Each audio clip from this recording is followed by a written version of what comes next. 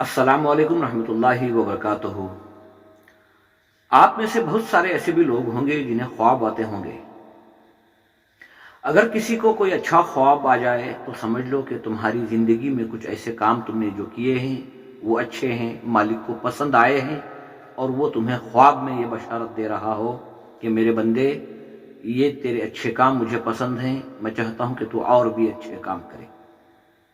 اور دوسرا، اگر کسی کو برے خواب آتے ہوں، ڈراؤنی خواب آتے ہوں، تو وہ سمجھ لیں کہ تمہارے کچھ کام ایسے ہیں جس سے اللہ ناراض ہے، اور وہ خواب کے ذریعے اللہ تمہیں یہ اطلاع دے رہا ہے کہ اگر تم جلدی توبہ نہیں کرو گے اور اپنے کاموں کو نہیں بدلو گے، اپنے رویات کو نہیں بدلو گے، اپنے خیالات کو نہیں بدلو گے، تو خواب میں جو ڈرونی برا خواب جو دکھا ہے وہ تمہارا انجام حقیقت میں ہونے والا ہے۔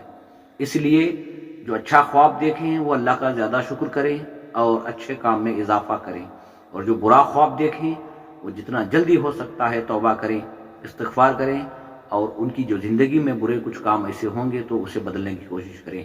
یہی حقیقت ہے۔ دعا کرو اللہ تعالیٰ ہمیں دین کی صحیح سمجھ عطا فرمائے۔